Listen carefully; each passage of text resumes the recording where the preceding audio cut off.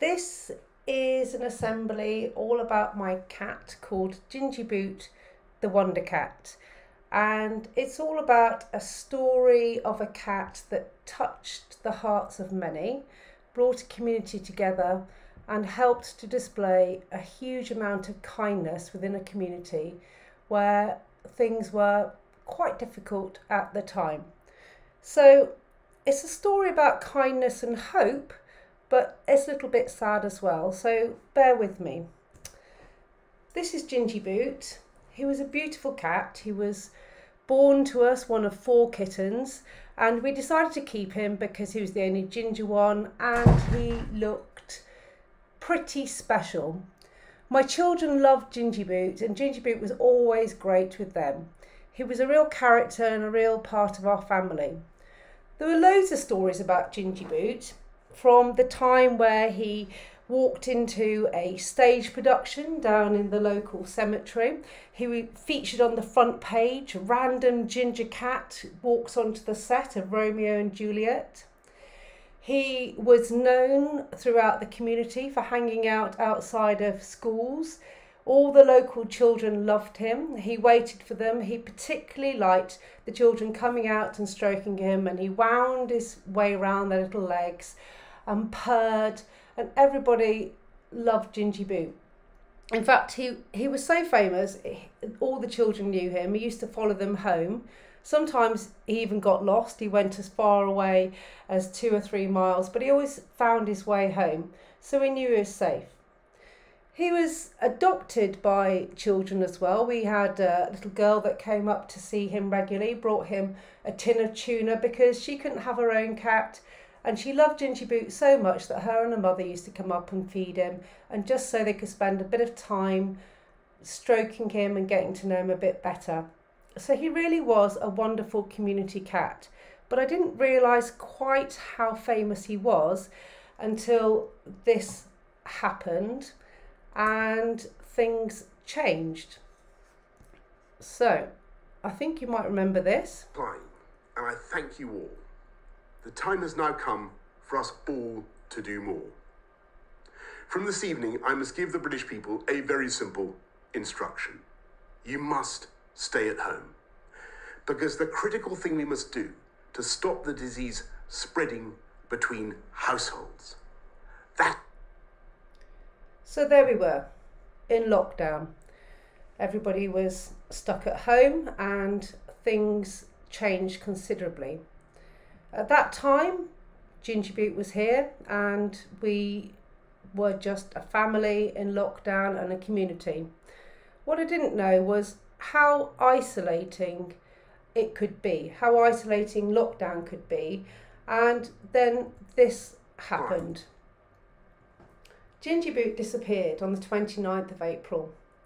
So I put a note out onto the local Facebook group, 2 groups actually, and I said, oh look, he's disappeared. He was quite arthritic, he was 12 years old, and he was starting to struggle get over the fences and things like that, and he had wandered around and wandered off for a couple of days at a time, but we started to get a bit worried, especially I think because we were in lockdown. We noticed particularly that he wasn't around, so we put the first note out on the 29th of April, and we got quite a few messages. Those are just a couple of them, but suddenly people started to look for Gingie Boot, and they were messaging me, have you found him, has he turned up? And our neighbours started to ask over the fence, have you seen Gingie Boot? Oh, our children are out looking. And it became a bit of a community thing. People were wandering around on their daily exercise walk looking for Gingie Boot, and then they were messaging me. And I started to realise how many people in the community really did know Gingie Boot, but how many people I didn't know before, but he had known, and I was starting to make those connections. And I just realised the amount of kindness that was in my community, but how many people were there and wanted to help. And it really touched me. I thought that I was absolutely staggered. So we found we made this little leaflet, and We all went out as a family and posted the leaflet out. And then I saw that somebody else had posted my leaflet on a different neighbourhood group asking for help in looking for Gingie Boot. So the search was getting bigger and bigger.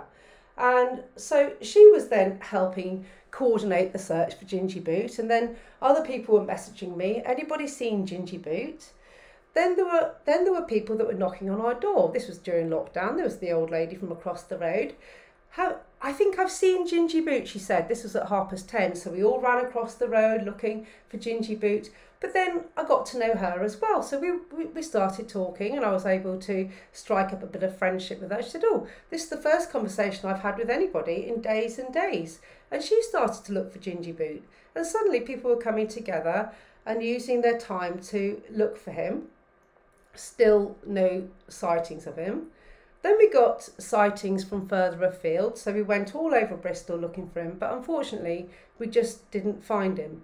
But throughout that period of time, we found that he touched the lives of so many people, and so many people were willing to help and be kind.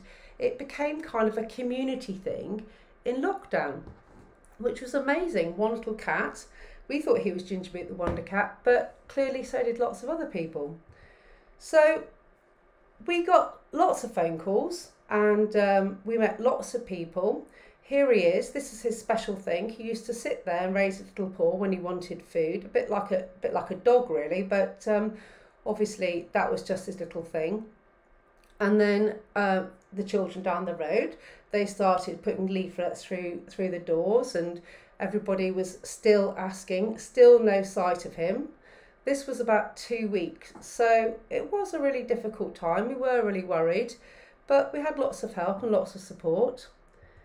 So I was starting to think about cats and community and kindness, and during this time I started to get a bit more interested in the impact of pets in the community and how people come together. And I came across this story, and it's a film called A Street Cat Named Bob, but this is the story about Bob's life and how he had an impact on somebody's life as well. Now, if you live in central London like me, you know that there are many rough sleepers on the streets every night. A few years ago, they included James Bowen, who had a serious drug problem.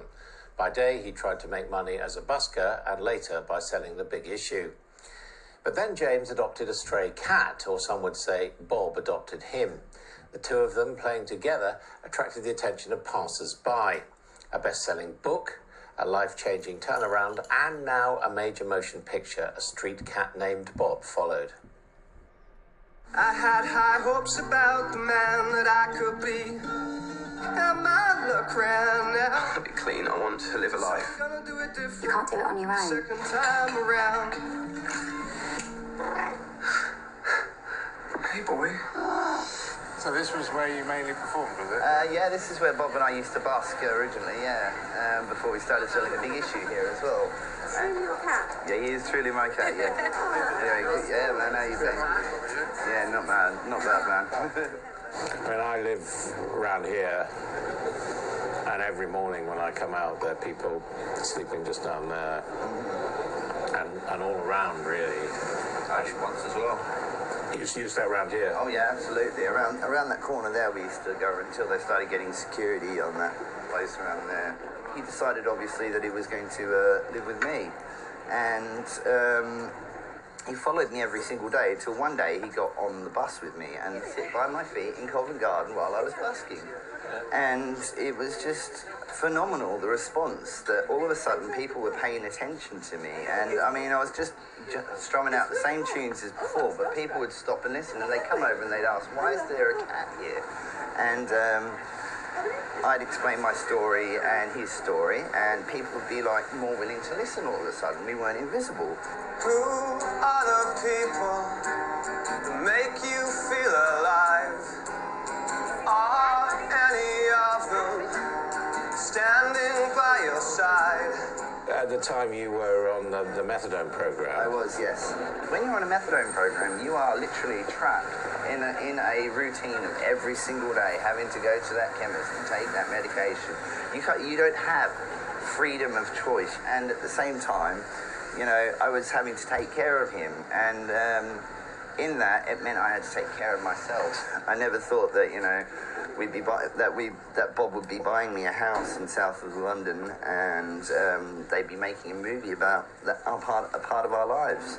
How you doing? I'm all right, mate. How was it, Bob? Bob, hello. When I look back on people I've known in the past, I'm just glad to be alive, and I owe it all to this little man here. It's crazy to say that I can owe my life to a cat.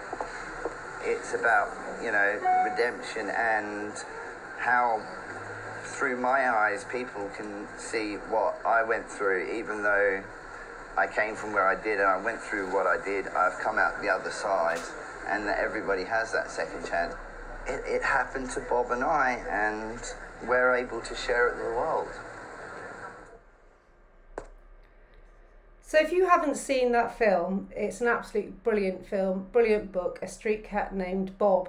And it was all about Bob, who befriended somebody on the street, Sleeping Rough, who was clearly a heroin addict on a methadone project. And he was able to care for this cat and find a reason to be. So a brilliant, brilliant book to read. So that was another cat that touched the lives of people.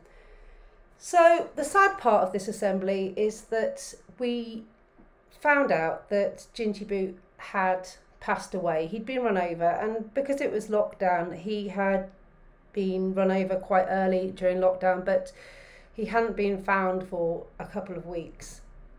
So eventually we did get a phone call, and we went and collected him, and yes, it was really sad, but we then had to let the community know that he'd passed away because everyone had been so kind.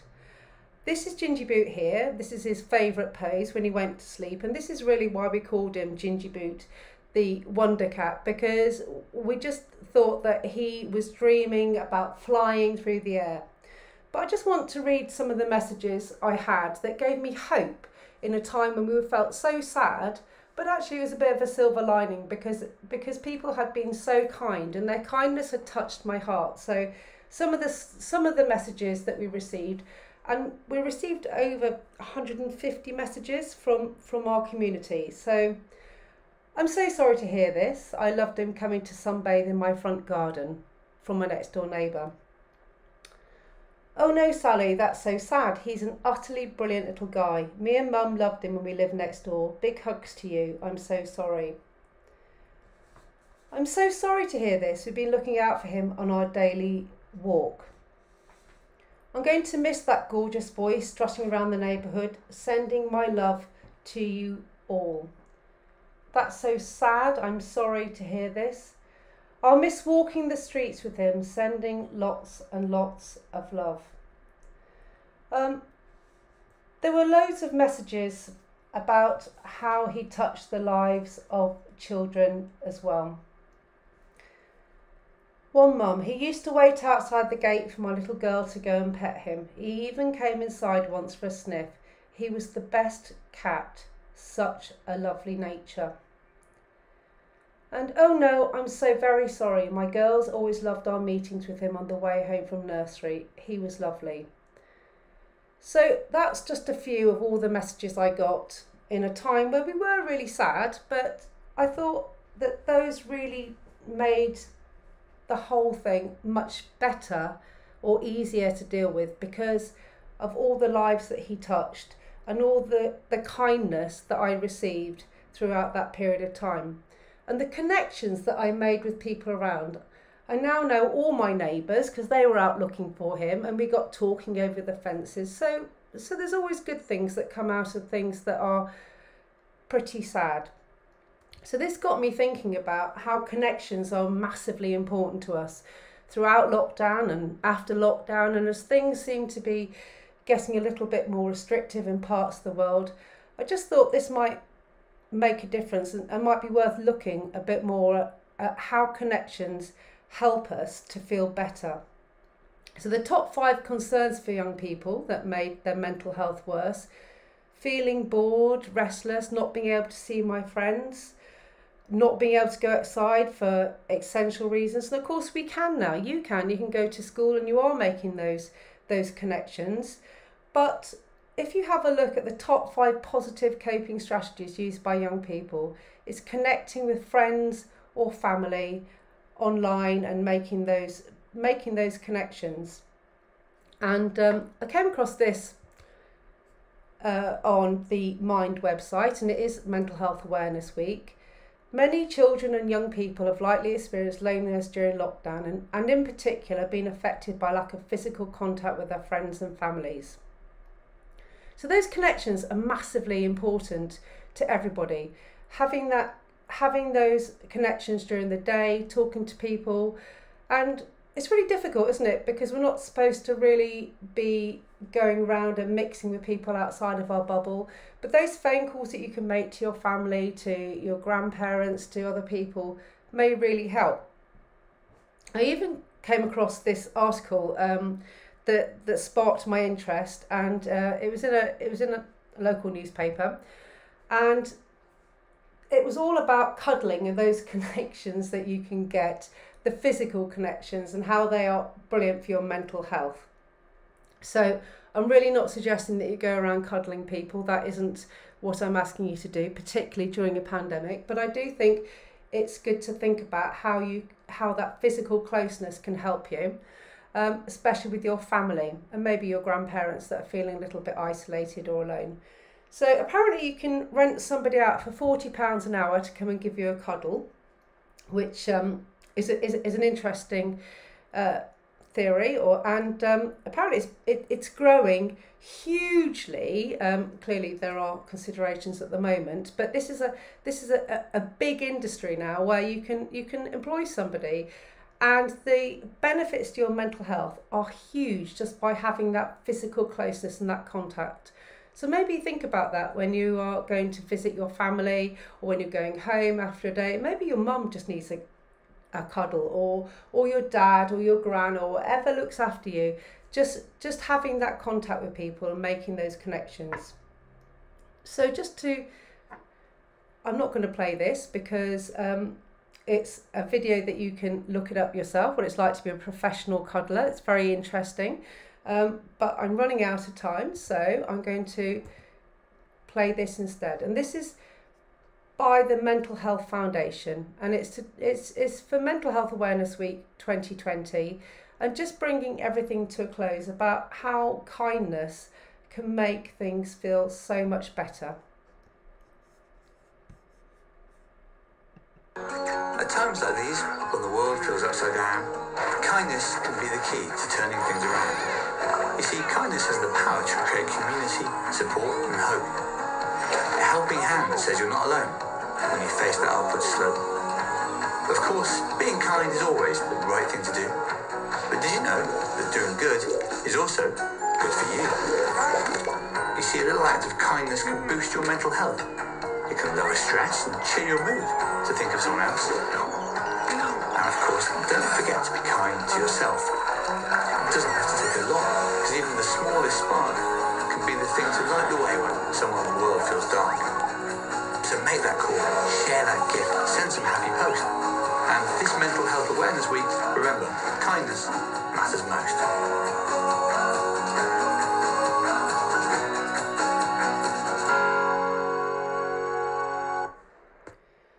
So I hope you've enjoyed my assembly about Gingie Boot, the Wonder Cat. But it really was an assembly about kindness and making connections, looking after yourself and looking after those around you.